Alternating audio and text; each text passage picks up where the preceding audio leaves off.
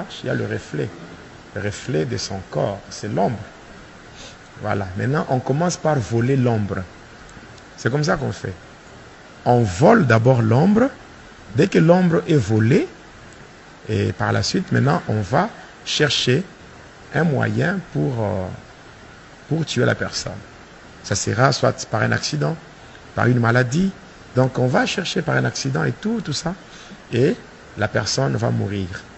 Dès que la personne meurt, on peut même appeler un médecin pour vérifier les signes vitaux. Et la personne ou le médecin va même confirmer. Non, normal, même un médecin normal, il peut même confirmer le décès. Parce que pour confirmer le décès, il faut vérifier les signes vitaux. Et c'est tout. Et puis on confirme, donc on confirme. Et quand on confirme, on dit que la personne est décédée. Mais en réalité, cette personne n'est pas encore morte. Cette personne est encore en vie. Oui. La personne est encore en vie. Maintenant, la nuit. La nuit maintenant,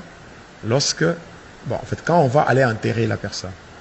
Maintenant, la nuit, tous les sorciers qui étaient dans le complot, ceux qui ont orchestré la mort de la victime, vont se réunir au cimetière et ils vont entourer la tombe. Et le sorcier qui a fait le sacrifice, on va lui donner un fouet. Et on appelle ça le fouet d'appel. Il va avancer.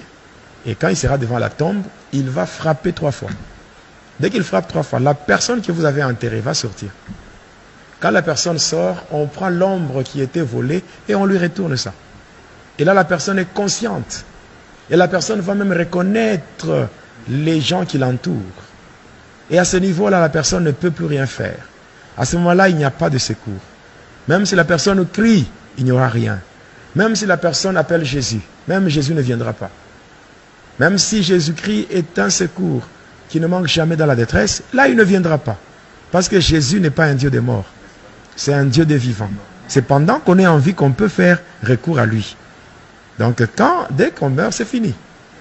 Et là, qu'est-ce qu'on va faire? On va chercher maintenant un œuf non préparé. Et on va l'écraser sur la tête de la personne afin de rendre sa conscience stérile.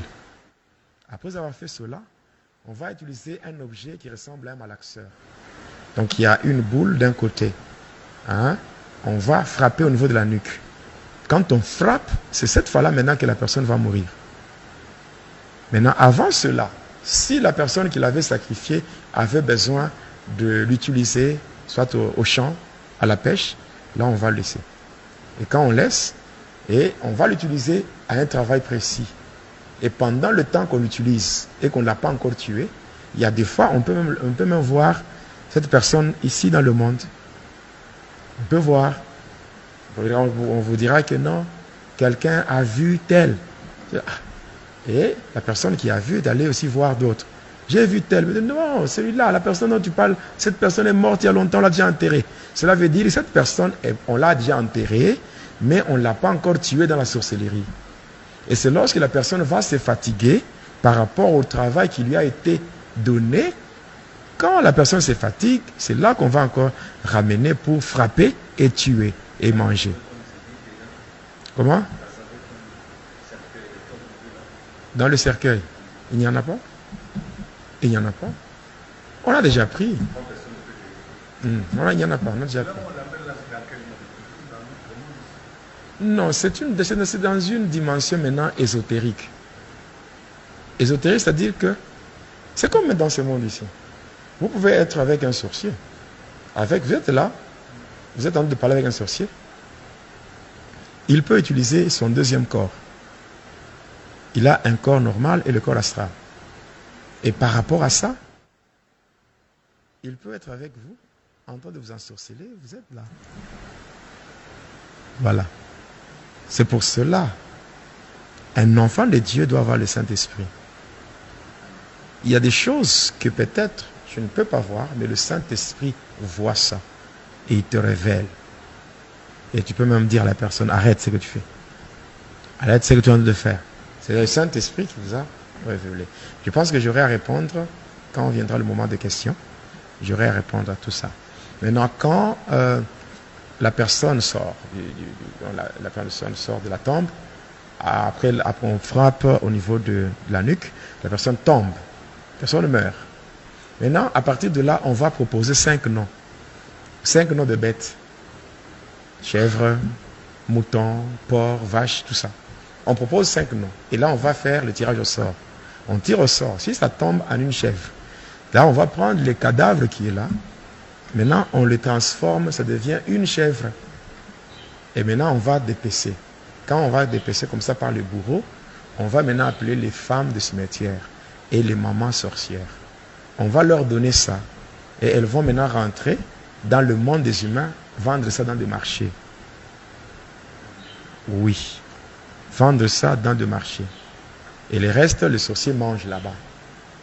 Maintenant, quand elles rentrent avec ça, elles vont vendre ça au marché et mettre sur leurs étalages au marché, non? Et maintenant, sur leurs étalages, il y a une main. On appelle ça la main d'appel. C'est une main qui est invisible aux yeux charnels.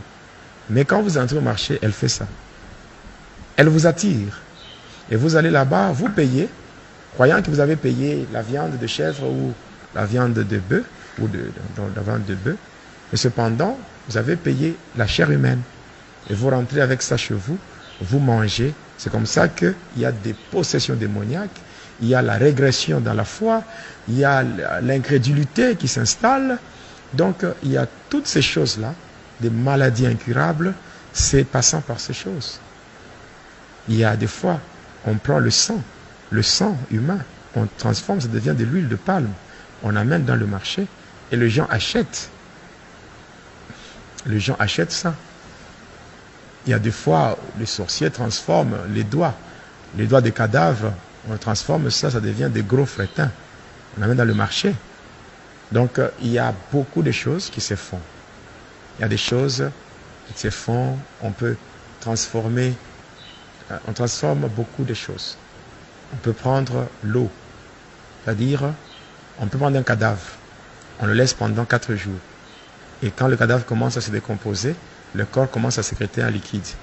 Et ce liquide-là, on le prend et on commence à vendre sous forme d'huile, ou bien on donne ça aux sorciers qui ont de boulangerie, les mamans qui font des beignets, on leur donne, ils mettent dans l'eau pour faire la pâte, tout ça, le pain, le beignet, tout ça. Et les gens achètent, hein, ça attire les clients, tout ça. Les gens achètent sans savoir ils mangent quoi. Et tout ça. Donc, cette même eau est donnée aussi aux faux prophètes. Aux faux prophètes, ils utilisent cette eau-là, où les gens vont dans des églises, ils prennent de l'eau et tout, sans savoir c'est quoi. Et quelqu'un dit, moi, je suis allé avec des... Eux ne peuvent pas faire la magie. Parce que c'est comme, un exemple, un magicien fait la magie, il exécute son travail, il fait une démonstration, un numéro, il prend un petit caillou, il met dans sa main. Il dit, regardez dans ma main, vous voyez quoi? Un caillou. Il ferme la main. Et après, il fait quelques incantations. Il ouvre la main. Il dit, mais regardez, qu'est-ce que vous avez vu? Il y a maintenant un bonbon. Les gens voient que c'est un bonbon. Mais qu'est-ce qui se passe? Qu'est-ce qui s'est passé? Entre le magicien et le spectateur, il y a un voile d'aveuglement.